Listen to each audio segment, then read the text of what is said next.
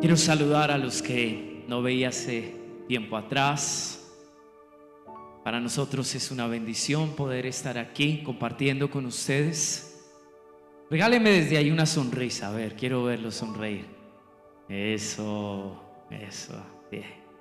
También saludo a los que nos acompañan a través de la transmisión. Vamos a compartir algo muy importante en esta mañana. Vaya conmigo al libro de Mateo, capítulo 15, y ahorita les cito el verso con el cual vamos a iniciar. Pensando acerca de lo que es el temor de Dios, es lo que hemos estado estudiando en este último tiempo. Me doy cuenta que es indispensable, es muy necesario que podamos tener un encuentro cercano, cara a cara, con nuestro Dios. Nadie podrá honrar y respetar, admirar a un Dios que no conoce. Y el temor de Dios va más allá de decirle a nuestros hijos que deben comportarse de cierta manera en un espacio como este. Podríamos lograr eso. Podríamos lograr asumir una actitud, una postura que en la apariencia tal vez está ofreciendo una reverencia. Pero el temor de Dios no es una postura, es más, incluso, amados, de cosas que usualmente en la iglesia nos enseñaron a hacer para tal vez manifestar que esto nos interesa. Por eso digo, rescatando, no porque no sea importante lo demás, pero quizás más bien para resaltar de los mensajes pasados que no se aprende a temer a Dios si no se le conoce. ¿Amén? No se aprende a honrar, a valorar a un Dios con el cual nosotros estamos cultivando una relación cercana. Creo que el temor de Dios es algo que inicia de una manera pequeña y con el tiempo logra, amados, una medida mayor. Yo no sé si usted tiene personas en su círculo cercano que tal vez no son sus familias, pero con el tiempo, en la medida que se ha relacionado con ellos o con ellas, usted le ha sumado a ese respeto y esa admiración que tiene hacia esas personas. Y eso me deja ver que en la medida que yo camino con Dios, que crecemos en nuestra relación, mi temor a Él, mi respeto a Él, mi admiración a Él también va creciendo. Yo entiendo que este es un aspecto de nuestra vida espiritual que no termina quizás de desarrollarse o crecer hasta que nosotros no seamos sacados de este mundo y contemplemos la gloria que Jesús contempló. Amados, cada día será una oportunidad para poder honrar a un Dios que se lo merece, un Dios bueno, fiel, que hace tantas cosas para mostrar quién es Él. Amén.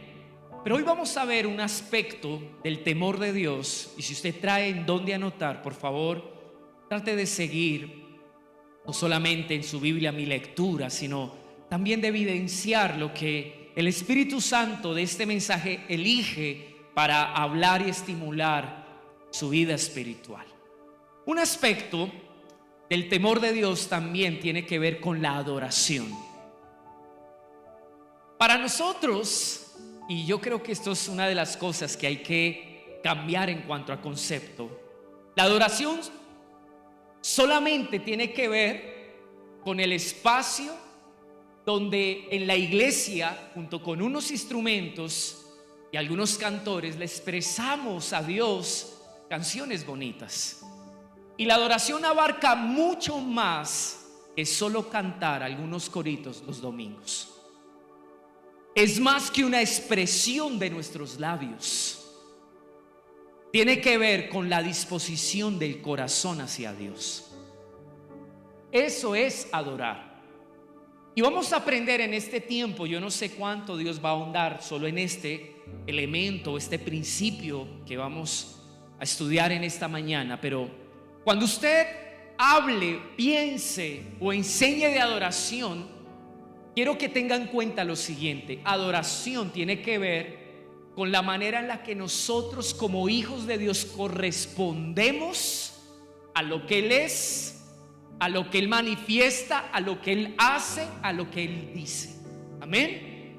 La adoración es la expresión de un corazón que corresponde a su Dios. Amén. Ahora, esto cobra sentido con relación al temor de Dios cuando leemos un texto como lo es Mateo capítulo 15, y vaya conmigo al verso 8.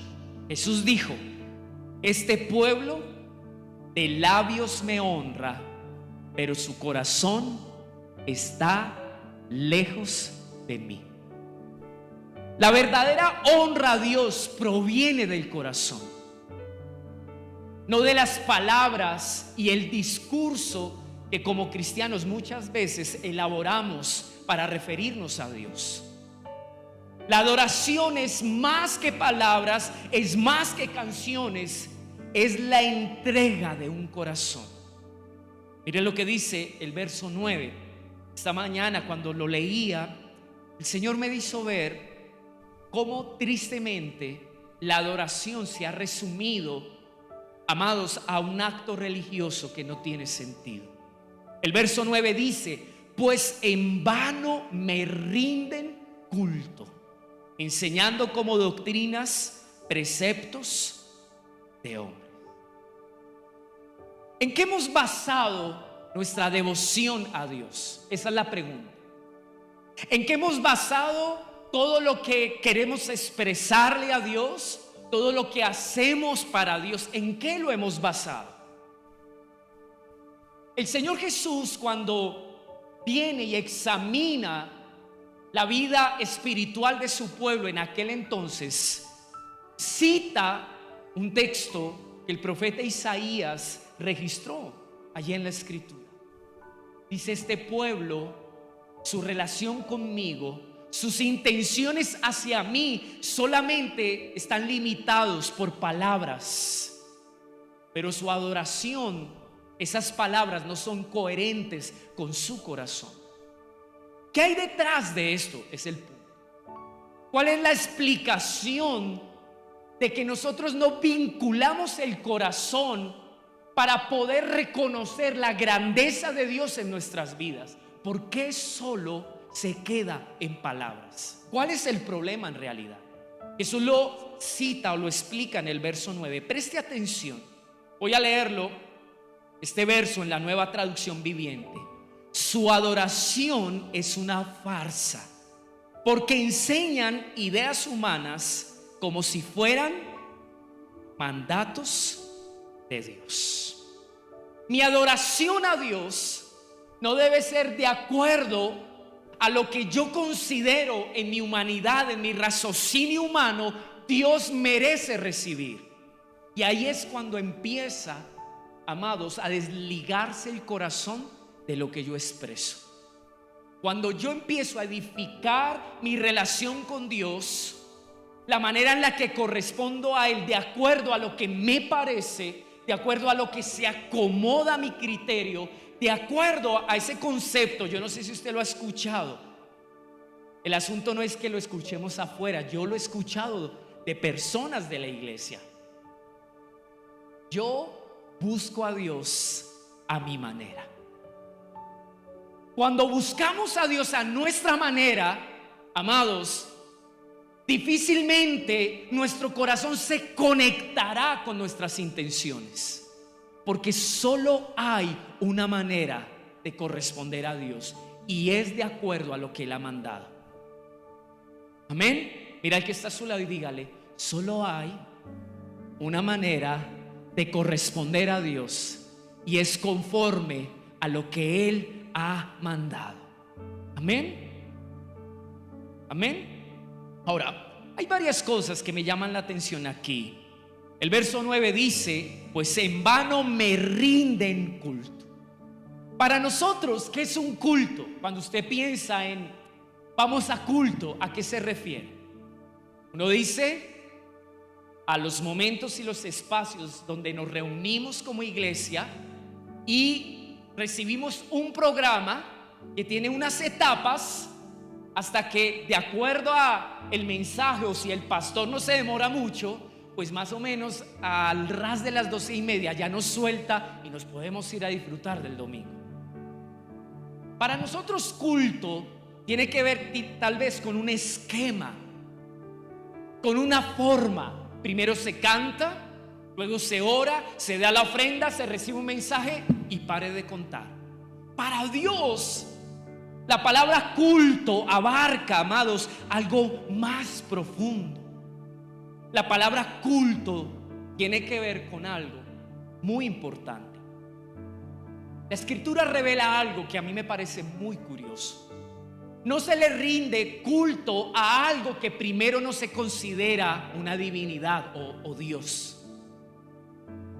El culto tiene que ver más con una expresión hacia aquello que yo le he dado una importancia. Cuando uno quizás le rinde culto al dinero, es porque está uno reconociendo que ese es nuestro Dios. Y la forma en la que invertimos el tiempo, nuestros recursos, nuestras decisiones revelan nuestro tipo de culto. ¿Ven? ¿Estamos entendiendo? Ahora, cuando Jesús dice, pues en vano, la palabra vano es inútil, ineficaz. En otras palabras, el culto que me dan a mí no logra su objetivo. El culto que me ofrecen no logra su finalidad. Porque en realidad, amados, Dios se honra cuando sus hijos hacen las cosas de acuerdo a lo que Él les manda. Y así cumplimos la finalidad de toda expresión en la que queremos demostrarle a nuestro Dios que Él es valioso. ¿Ven? ¿Está aquí conmigo? Vamos un poquito más. Mire lo que dice Juan capítulo 4. Ubique el verso 20 y dígame amén los que se están durmiendo. Amén, siempre es el mismo. Nuestros padres, verso 20, adoraron en este monte. Jesús mantiene una conversación con la mujer samaritana. La encuentra en aquel pozo. Ese encuentro estaba arreglado desde la eternidad. Pero presten atención, aquí hay algo muy importante, no pierda el hilo. Nuestros padres, responde la mujer samaritana, después de que Jesús le desnuda el corazón, después de que Jesús confronta sus conductas de vida. Ustedes conocen la historia, una mujer inestable emocionalmente, quien buscaba en el amor de varios hombres lo que solo Dios podía suplir. Jesús en ese pozo le dice: yo tengo una respuesta para esa área de tu vida. Yo soy tu agua de vida. Entonces, tratando de huir, nerviosa por lo que Jesús estaba confrontando, mire lo que ella dice: nuestros padres adoraron en este monte, y ustedes dicen que en Jerusalén es tal lugar donde se debe adorar. Jesús le dijo: mujer, cree lo que te digo. Miren estas palabras poderosas: la hora viene cuando ni en este monte ni en Jerusalén adorarán ustedes al Padre. Ustedes adoran lo que no conocen. Nosotros, hablando de los judíos, adoramos lo que conocemos, porque la salvación viene de los judíos. Estaba refiriéndose al mismo como el Mesías. Verso 23. Pero la hora viene y ahora es, ¿qué dice allí? Cuando los verdaderos adoradores adorarán al Padre en espíritu y en verdad. Porque ciertamente a los tales el Padre busca que lo adoren. Dios es espíritu, y los que lo adoran deben adorar en espíritu y en verdad. Jesús no define la adoración por lo que se hace para Dios. Vuelvo, repito esto porque es muy importante. Cuando Jesús habla con la mujer samaritana, Y en medio de la necesidad de su vida, expone cómo esta mujer se relaciona con Dios. Lo primero que le dice: lo más importante no es ni el lugar donde adoras, ni lo que haces para Dios. Eso no es lo relevante. Usted puede estar, y yo, mire, se lo digo porque me ha permitido el Señor vivir esta experiencia cuando me envía a las naciones a compartir con otras iglesias. Yo he estado en iglesias donde el grupo de alabanza es extraordinario. Casi que todos los que están allí son profesionales. Casi que ni se miran, ya por algo innato. Ellos saben lo que hacen, lo que viene, y todo fluye de una manera especial. Y uno dice: con semejante alabanza, ¿cómo es que hay gente sentada, adormeciéndose, bostezando y en una actitud indiferente? Yo no me explico eso. Yo no me lo explico. Como también he visto, y yo no sé si usted le han enviado esos videos de esos chicos quizás del lado de África, que con tarros cantan, saltan y alaban al Señor, y quizás lo más importante no es ni siquiera el instrumento y cómo suena, porque en el fondo lo más importante es un corazón. Mire, yo no creo en los adoradores que aspiren a un altar, que la única oportunidad para adorar sea cuando están frente a un instrumento. Si usted no adora desde la silla, no me diga que usted es un adorador. Amén. Ahora, hay cosas que me impactan de lo que Jesús dice aquí. Ustedes no entienden, y estoy hablando de lo que representa esta mujer, porque al final es una mentalidad. Jesús le dice: la adoración no se define por lo que haces para Dios, ni por el lugar donde estás. Es más, miren lo que dice: la verdadera adoración se basa en quién adora. Miren lo que dice el verso. El versículo 23. Pero la hora viene, y ahora es, y mire lo que cita: cuando los verdaderos adoradores adorarán. Cuando habla de adoración, no está hablando de algo que hacemos para Dios, sino quién es el que adora. ¿Quién es el que adora? Dios busca no una adoración. Diga conmigo: Dios busca adoradores. Mira al que está a su lado y dígale: Dios no busca adoración, Dios busca adoradores. Y Dios busca adoradores que adoren de acuerdo a quién es Dios. Dios busca adoradores que adoren desde la naturaleza que Dios tiene. Dios busca adoradores que adoren de acuerdo a lo que es cierto, a lo que es verdad. Dios busca adoradores. Ahora, si unimos lo que en Mateo se dice en cuanto a que a través de la adoración y el culto que le damos a Dios, estamos expresando, amados, lo que Él representa, le damos respeto, le damos honor. Si entendemos la adoración desde esa perspectiva, voy a decirle algo que me hizo helar mi corazón. No porque le digamos a Él: tú eres Rey de Reyes, tú eres poderoso, tú eres grande. Eso no es lo que realmente Él va a recibir en cuanto a ellos entienden quién soy yo en sus vidas. No son las palabras, es la vida del adorador quien atestigua delante de Dios quién es Él en medio de sus vidas. Amén. La palabra adoración viene de un verbo griego que significa, me impactó esto, y por eso quiero citar. Cita besar como el perro lame la mano de su amo. Y eso me impactó. Yo no sé cuántos tienen perro. Tengo perro. Bueno, algunos tienen gatos. Yo no sé si los gatos hacen eso, pero al menos mi perro sí hace eso.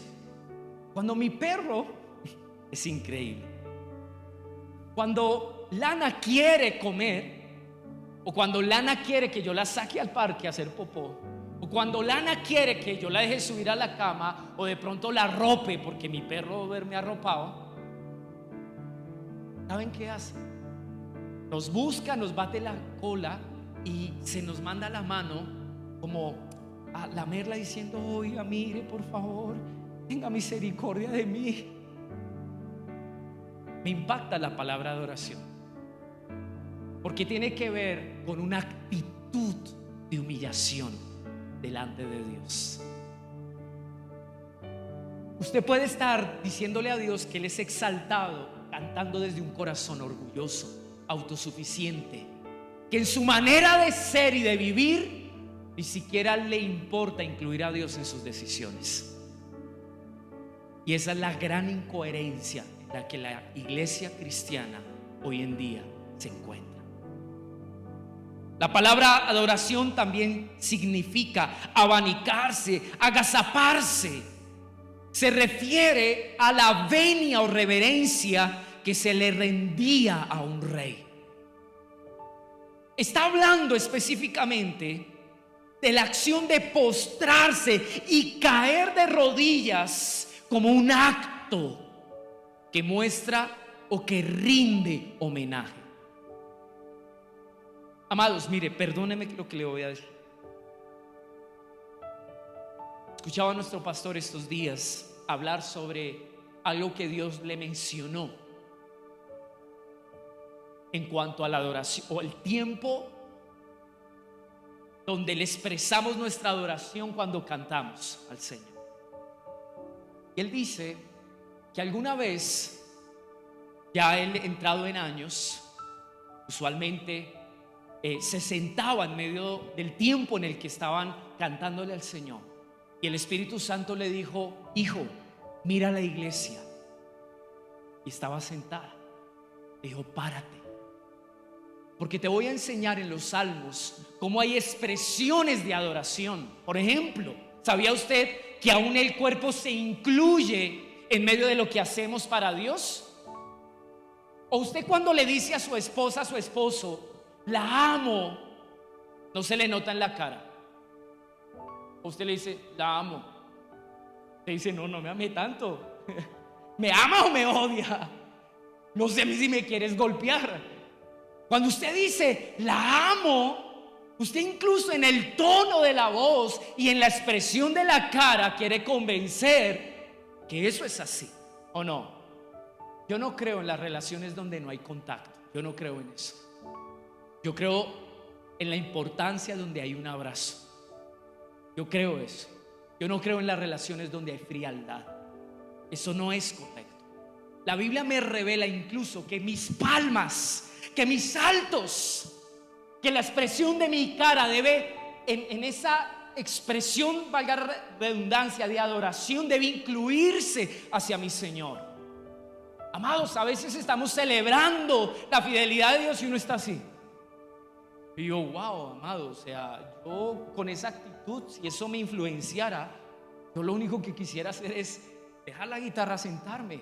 A veces ni siquiera abro los ojos porque me doy cuenta que todavía no hemos entendido estos principios espirituales.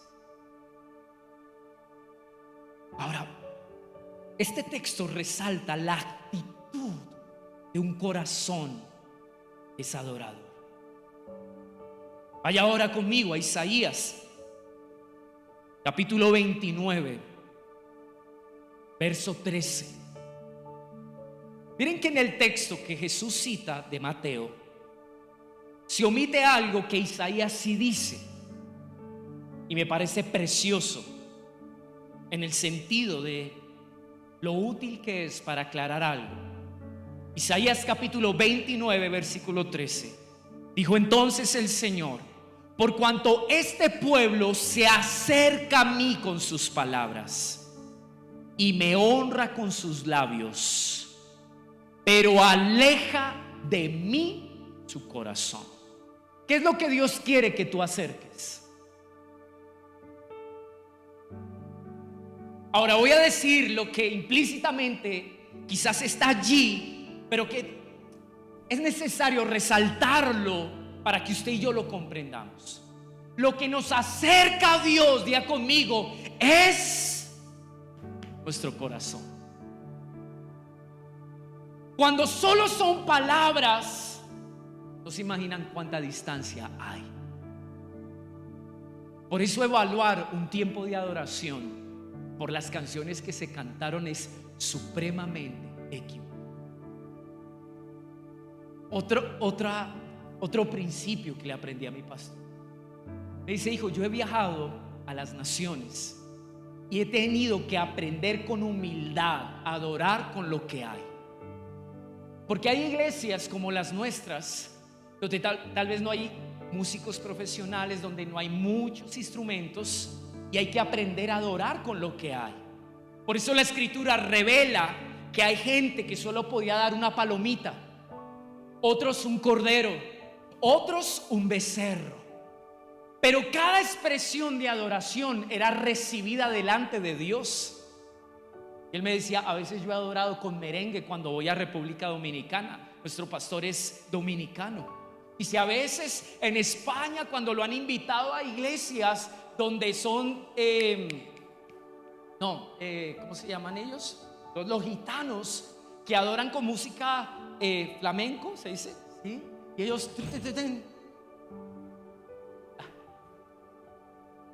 literalmente, una vez yo estuve ministrando, no le voy a decir porque se burlan de mí. Una vez estuve ministrando en una iglesia donde había un guitarrista espectacular y con la caja, y el tipo hacía, y yo decía: wow, y sacaban esas melismas en la voz, y yo decía: qué tremendo. Ahí es donde se cumple la escritura, que toda lengua, toda tribu y toda nación reconocerán el nombre de Jesucristo.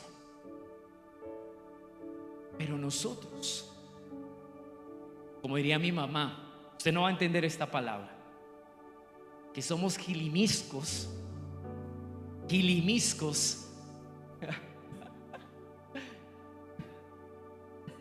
fastidioso, que le pone pero a todo, que por todo se queja. Ahí tienen los papás nuevos para poder referirse a sus generaciones. Un nuevo término. Amados, estamos en un espacio así, decimos: ah, esa voz no me gustó, ah, cómo desentona, ah, no me suena bien. ¿Ustedes creen que delante de Dios, Dios examina nuestra adoración desde esa perspectiva? Él escucha corazones, Él recibe corazones. Cuando yo empecé a cantar, alguien en la iglesia decía: uy, usted no canta, en una voz de tarro. Y en esos comienzos que yo intentaba era a ver quién me animaba para no desistir. Cada vez que yo cantaba sentía de verdad una vergüenza, una pena. Yo decía: no, Dios mío, ¿y yo qué hago? Recuerdo que cuando comenzamos a pastorear jóvenes, el grupo de la alabanza nos dejó solos. Aquí hay dos miembros de ahí, bueno, uno. Y me tocó a mí solo. Y yo entendí, amados, miren, cuando yo tocaba la guitarra, yo tocaba por un lado y la voz iba por otra. Y yo solo cerraba los ojos, solo de la pena de pensar: ¿será que están concentrados? ¿Se pudieron concentrar? ¿Será que están cantando o no? Yo intentaba hacerlo. Hoy reconozco que hago lo que hago con esa guitarra por solo milagro y una misericordia. Porque a veces hago cosas que ni entiendo. Y no sé si se ha dado cuenta que a veces canto y se me desconchunfla la cosa y va por otro lado, entonces toca como que otra vez. Miren, nosotros, si fuéramos mudos o sordos, nuestra adoración no estaría condicionada por tantos factores que son irrelevantes. ¿Ven? ¿Está aquí conmigo? Entonces leamos allí. Dijo entonces el Señor, verso 13: por cuanto este pueblo se acerca a mí con sus palabras y me honran con sus labios, pero aleja de mí su corazón y su veneración. Noten cómo en este texto El temor a Dios, el respeto a Dios, la honra a Dios se mezcla, está adherida a nuestras expresiones de adoración. Dice, y su reverencia hacia mí es solo una tradición aprendida de memoria. Lo peor que le puede pasar a la iglesia, amados, es adorar o intentar respetar a Dios sin entender el sentido que esto representa. Usted puede enseñarle a su hijo, y son cosas que me gustaría que le enseñe. Cuando venga a la iglesia, por favor, sea prudente en su comportamiento. Es un espacio donde hay que controlarnos, es un espacio donde hay que reverenciar y respetar ese espacio por lo que vamos a hacer para el Señor. Pero si basáramos, amados, el temor a Dios en solo un comportamiento, podríamos correr el riesgo de fabricar cristianos, y los cristianos no se fabrican. Porque hay gente que se sabe comportar aquí, pero sale de estas puertas y su comportamiento no es parte de lo que se vivió en este espacio, y eso se llama hipocresía. Dios no quiere fabricar cristianos. Los cristianos nacen. Los cristianos nacen por un milagro que Dios hace en su interior. ¿Ven? Nadie puede obligar a amar a otro. Eso es algo que surge en el corazón. Lo importante no es saber de Dios, sino cómo, amados, mi corazón entiende lo que Él es para acercarle mi corazón, para acercárselo a Él. Si esto solo es una doctrina y conceptos, de verdad hemos fracasado. Para muchos, la honra a Dios solo se limita a cosas que hay que hacer mientras que estamos en la iglesia, pero no a cómo vivir para Dios cuando salimos de ella. Amén. Lo que da honra a Dios no son palabras bonitas. Mira al que está a su lado y dígale: lo que da honra a Dios no son palabras bonitas, sino un corazón que vive para honrarlo. Vaya conmigo, Romanos 12.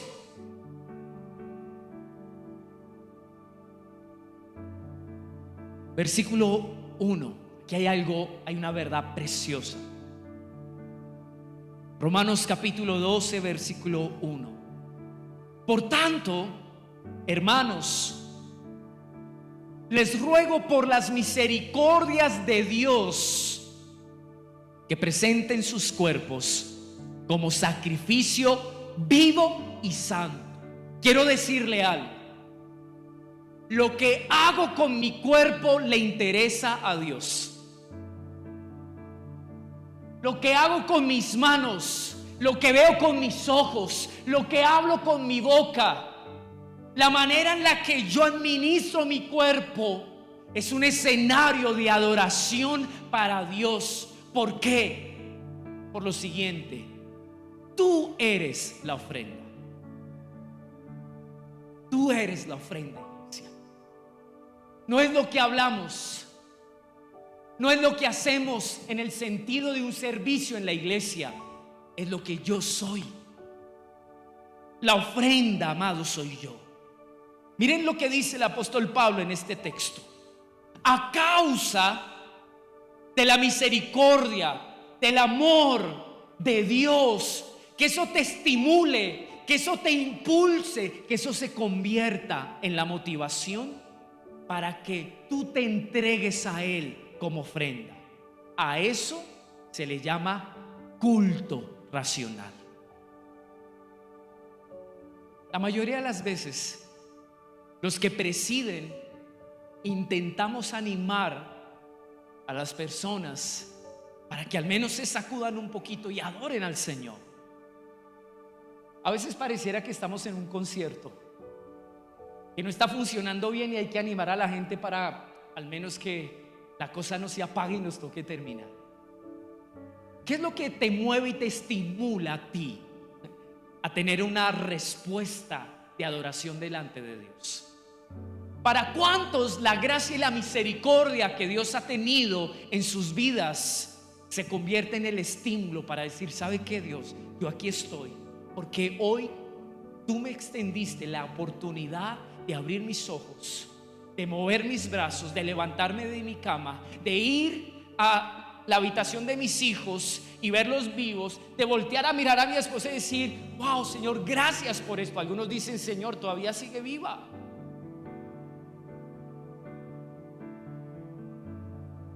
Pero que los que se rían no sean los que desean eso.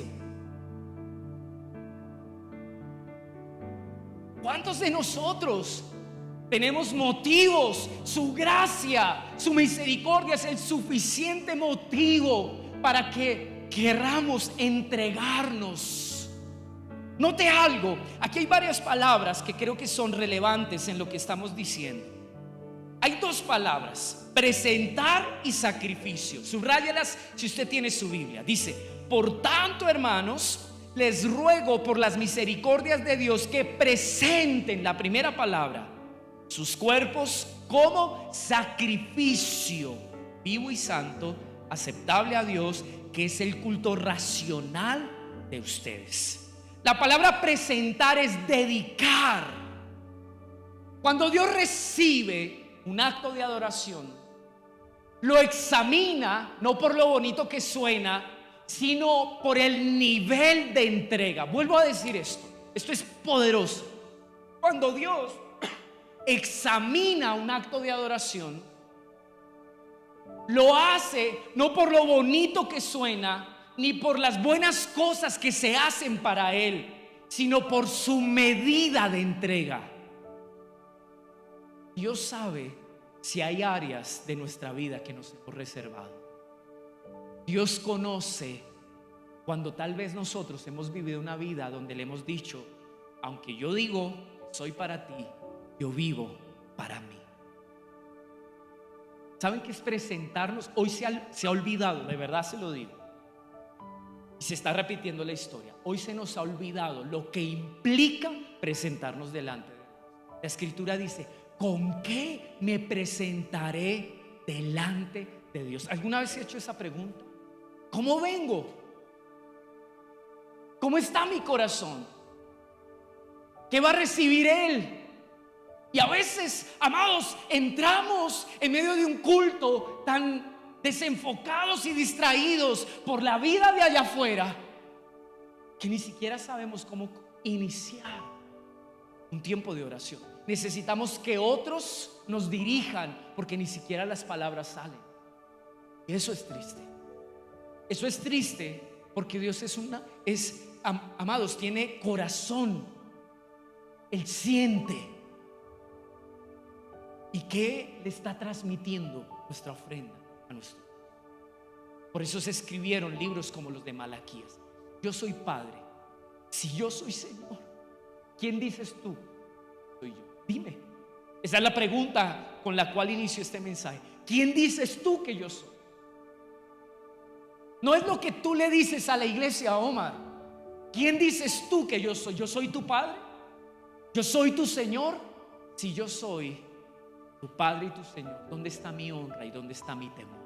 ¿Dónde? Un día Dios tuvo que confrontar a un pueblo de esta manera, porque en el altar, voy a decirle algo poderoso, en el altar se evidencia quién es Dios para nosotros. En el altar se revela el corazón.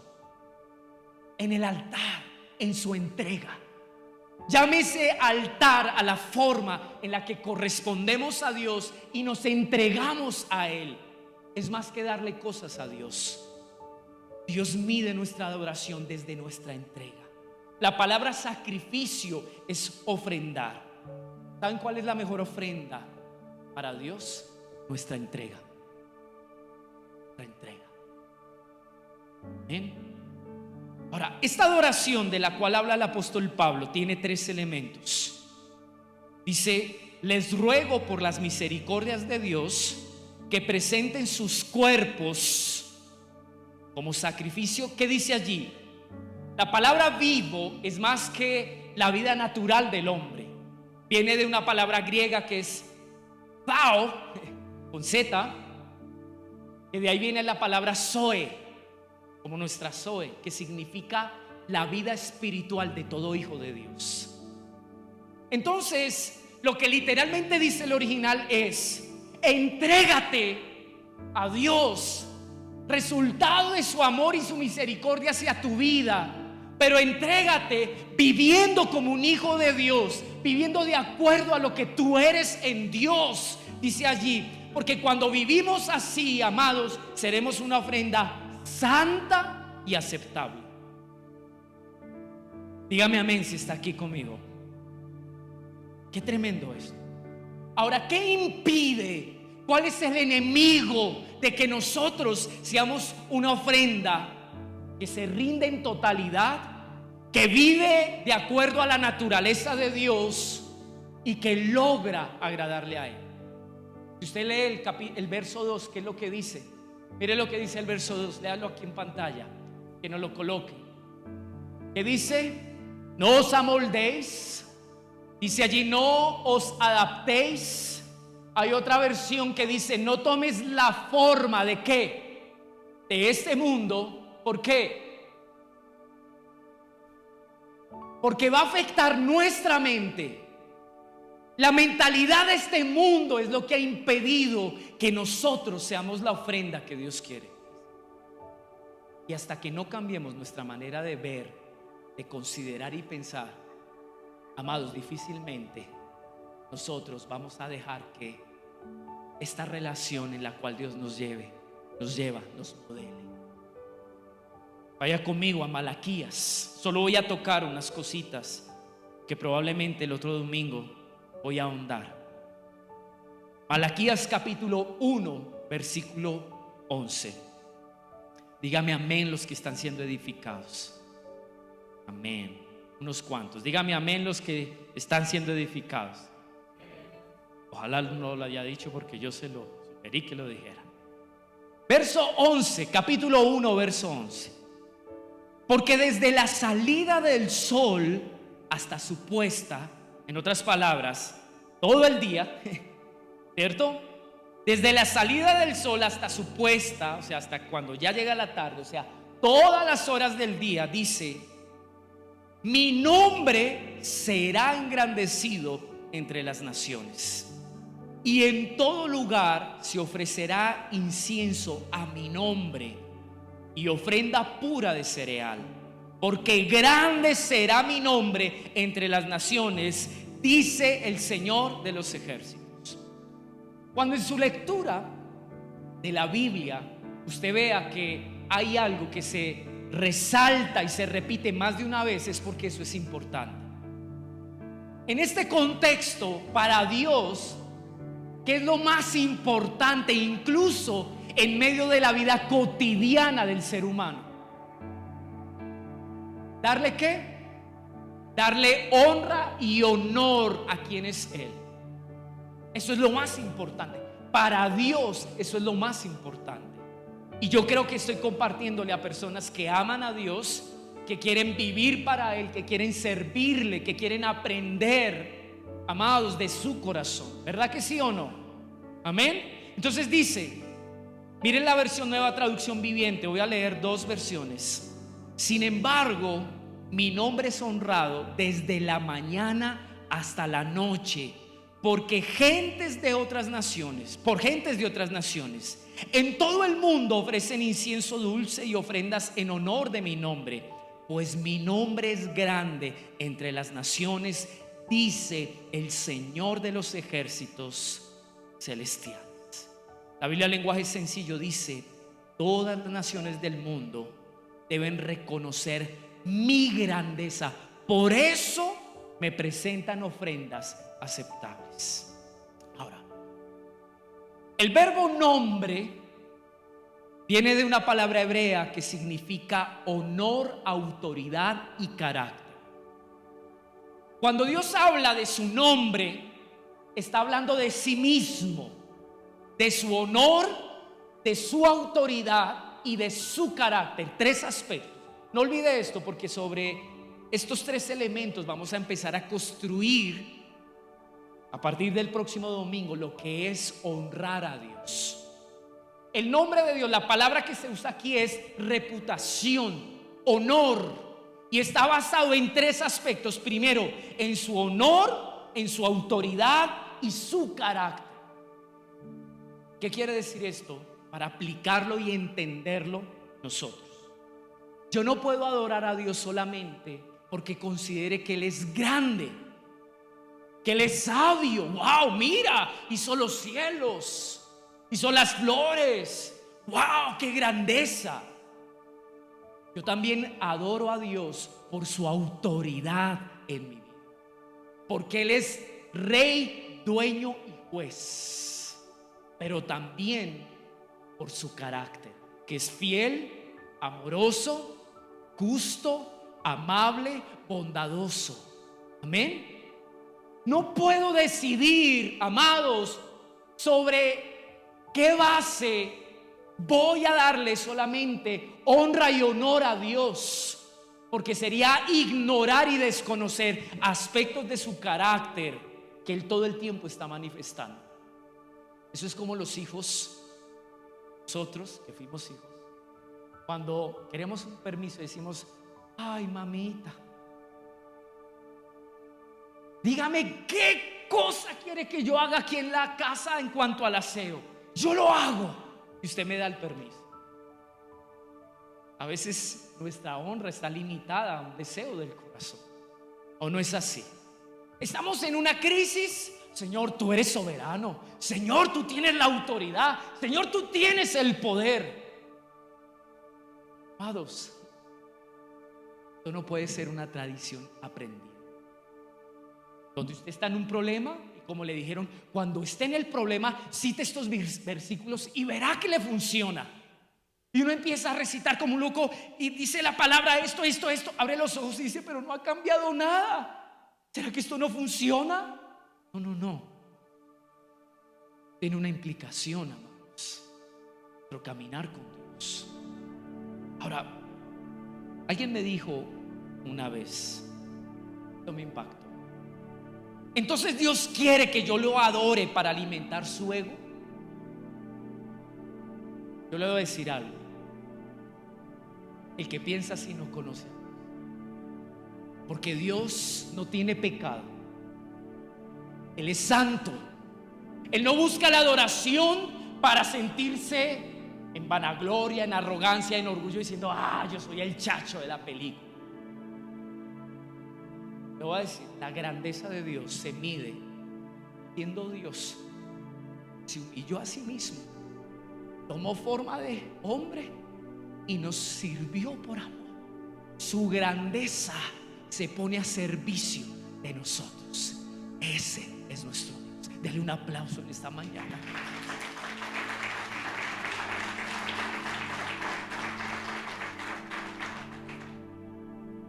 Voy citándole cosas que el Espíritu Santo da. Miren, a veces me he encontrado con este caso. Me ha pasado a mí. Así como en los tiempos en los que el pueblo de Israel, caminando hacia la tierra prometida en medio del desierto, viendo cara a cara a Dios, su poder, su fidelidad, su amor, paciencia y perdón. Pero le voy a decir algo: le temían a Dios, lo honraban a Dios más las naciones de Canaán que el mismo pueblo de Dios. Cuando Dios abre el mar, eso llegó a voces. Y las naciones de la tierra, cuando se enteraron: wow, ahí viene Dios. Miren el ejemplo. En Josué habla de Rahab. Cuando ella recibe a los espías, dice: wow, usted no se imagina cómo estamos aquí adentro. Estamos aterrorizados, es la palabra que usa ahí.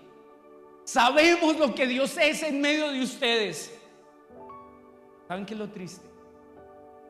Que los que menos sabemos quién es Dios somos nosotros, que nos la pasamos murmurándole, criticándole y cuestionando por qué nos has traído por este proceso. Oh, wow, Señor, no hay mayor incoherencia que esa. Los de afuera nos dicen: ¿y dónde está tu Dios? ¿Sabe que eso es más que un cliché? Eso es una realidad.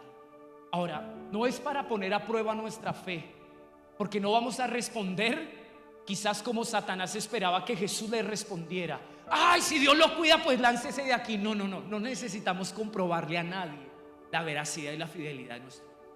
Basta con creerla. Y si estamos en un proceso, no importa, lo vivimos sabiendo que Él es soberano, que Él nos cuida, que Él nos sostiene y que algo nos va a enseñar y en algo vamos a crecer. Amén. Pero desafortunadamente está en la incoherencia que hoy se vive en la iglesia. Somos un pueblo que camina con Dios, que ve a Dios, pero negamos quién es. Mire lo que dice Malaquías 1:12. Vuelva allí al texto. Pero ustedes lo profanan, o sea, hablando del nombre de Dios.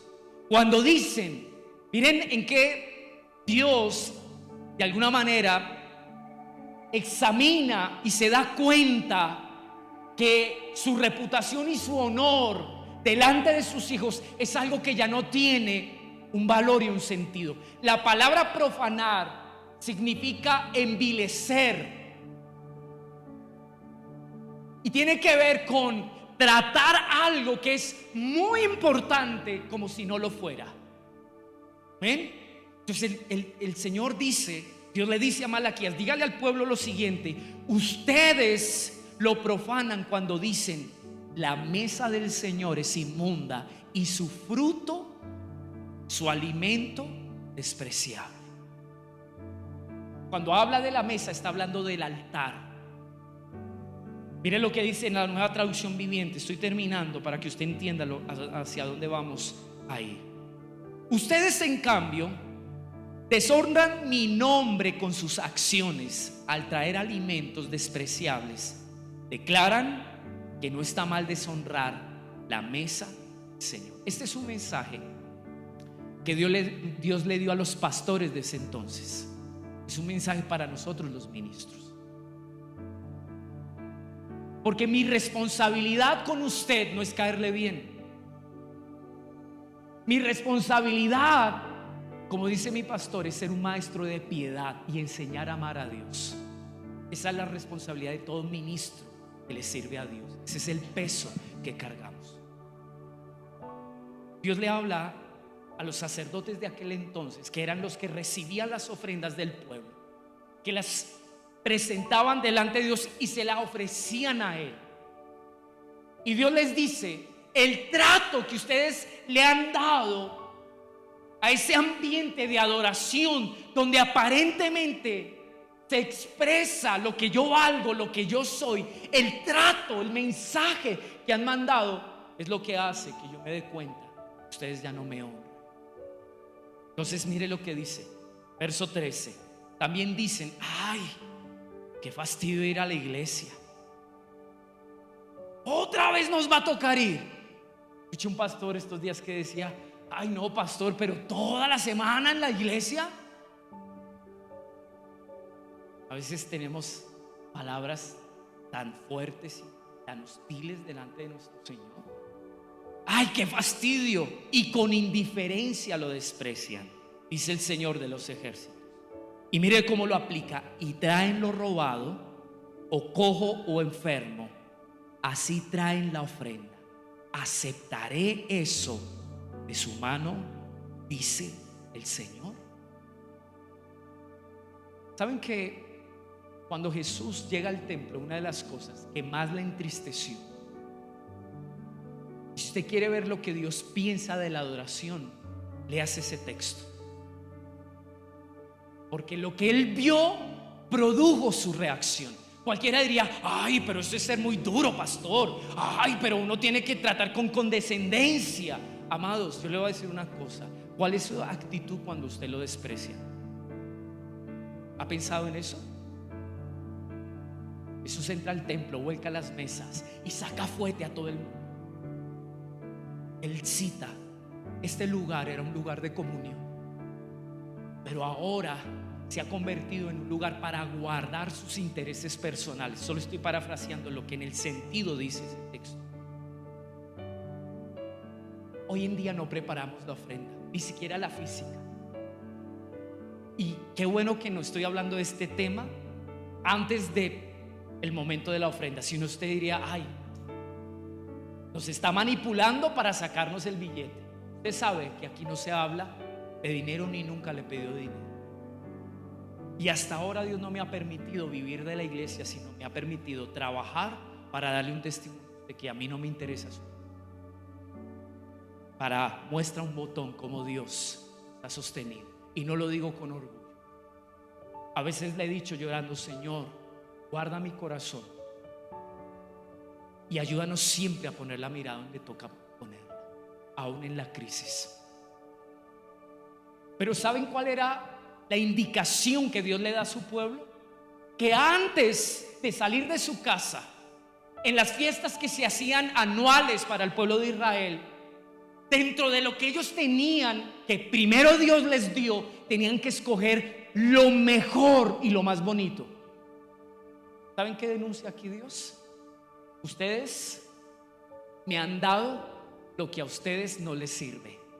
Las ovejas, dice ahí, cojas, primero las robadas, o sea, lo que no les costó. Segundo, las que están como dice allí, lo cojo y lo enfermo. ¿Sabía por qué le daban eso a Dios? Porque el pueblo de Israel, como no era un pueblo, amados, que disfrutaba de la economía y de las actividades que las naciones de la tierra sí hacían, en este caso ellos cultivaban y vivían de su ganado. No más. Imagínense lo que pudo haber sido una ofrenda tuerta para un empresario del ganado. ¿Por cuánto se la compraría? Imagínese una cojita, que un buey que fuera usado para labrar la tierra. No sirve. Entonces, literalmente lo que Dios les está diciendo es: sacerdotes, ustedes, al ver que el pueblo trae esa indiferencia y ese menosprecio, y lo ofrecen al Señor, se van a sus casas diciendo: yo ya cumplí, yo no estoy aquí para contar las horas. Terminar un día como hoy y decir: Señor, abrí la iglesia, vino toda esta gente, cantamos, dimos un buen número, di una buena palabra, se emocionaron unos buenos corazones y salieron, y yo ya estoy aquí. ¿Saben cuál es mi responsabilidad? Enseñarle a temer y amar. Esa es nuestra responsabilidad como ministros. Entonces es importante, y los corazones se revelan en el altar. Lo primero, y si usted ve el contexto, lo vamos a ver dentro de 8 días. Dios le dice a los sacerdotes: cierren las puertas, ciérrenlas. Miren lo radical que es Dios. Les dice: ciérrenlas. Esto es una ofensa para mí. Ahora yo le digo algo que el Señor me trajo a mi corazón. Devuélvase al verso 8 de ese capítulo. Y cuando presentan un animal ciego para el sacrificio, ¿no es malo? Y cuando presentan el cojo y el enfermo, ¿no es malo? ¿Por qué no lo ofreces a tu gobernador? ¿Te agradará de ti o te recibiría con benignidad? Dice el Señor de los ejércitos. Esto no aplica mucho para el contexto político de hoy en día, ¿no? Pero sí le voy a decir lo siguiente: ¿usted compraría una torta podrida para celebrarle el cumpleaños a uno de sus hijos? ¿Lo haría? ¿Usted le compraría una prenda rota, manchada y olorosa a sudor, por no decir otra cosa, a la chica que usted quiere conquistar? ¿Alguna vez se ha preguntado qué es lo que estamos ofreciendo y presentando a Dios? Cuando Él dice: yo quiero tu corazón, hijo mío, dame tu corazón. Y vamos a terminar con Marcos capítulo 12.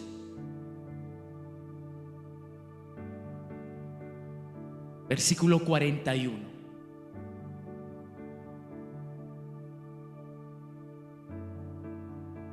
Jesús se sentó enfrente al arca del tesoro. Era el alfolí, o el lugar donde depositaban las ofrendas. Marcos 12, verso 41. Jesús se sentó enfrente al arca del tesoro y observaba cómo la multitud echaba dinero en el arca del tesoro, y muchos ricos echaban grandes cantidades. Llegó una viuda pobre y echó 2 pequeñas monedas de cobre, o sea, un cuadrante. Que para que usted sepa, un cuadrante, yo no sé, y aquí hay un profesor de matemáticas, un cuadrante era una 64ava, ¿se pronuncia así, profe? Gracias. ¿Sí? Una 64ava parte de un denario. ¿Y saben qué era un denario? El jornal de un campesino diario. O sea, no era nada. No era nada lo que esta mujer echó. Y llamando Jesús a sus discípulos, mire lo que hoy Dios nos quiere enseñar. Él nos llama y nos dice: vengan. Les dijo: en verdad les digo, esta viuda pobre echó más que todos los contribuyentes al tesoro. Porque todos ellos, ¿qué dice allí? Verso 44, ¿qué dice? Echaron de lo que les sobraba, pero ella de su pobreza echó todo lo que poseía, todo lo que tenía para vivir. Ahora voy a sacar el factor dinero para que usted no se asuste. Olvídelo. Estamos hablando de presentarnos delante de Dios y ofrecerle algo en un acto de adoración. Esta mujer fue tenida en cuenta porque entregó, diga conmigo, su todo. ¿Y qué implicaba su todo? Una viuda pobre que tenía el derecho de reservarse algo y decir: ¿y en mí quién piensa? ¿Y para mañana? ¿Y mi necesidad? Y aunque esto no me alcance para mucho, si lo doy, yo no voy a tener. Jesús resalta la totalidad de esta ofrenda porque ella se puso a un lado y le dio a Dios el primer lugar. ¿Te das cuenta lo que Dios está esperando buscar de nosotros? Pero a diferencia de esa ofrenda, los ricos, ¿saben qué hicieron? Echaron lo que les sobraba. Indagando un poco, la forma de estos alfolís eran como una especie de trompeta. Y cada vez que los fariseos se acercaban a echar su mucho dinero, bueno, en ese entonces no habían billetes, había monedas. Entonces ellos les gustaba echar una por una y hacer sonar ese recipiente para que los demás dijeran: ¡wow! ¡Qué adorador! ¡Increíble! Pero para Jesús eso era lo que les sobraba. ¿Saben qué son las sobras? ¿Saben qué son las sobras? Dice el diccionario: los restos y los desperdicios después de haberse uno complacido a sí mismo. ¿Cuántas veces venimos con las sobras a un espacio de este? Porque allá afuera primero hemos pensado en nosotros. Mi complacencia, y yo estoy bien, ya estoy satisfecho, ya estoy feliz. ¿Sabe por qué hoy la gente no necesita a Dios? Porque está muy satisfecha ya. Por eso es que las crisis y los quebrantos nos acercan a Dios. Póngase en pie esta mañana.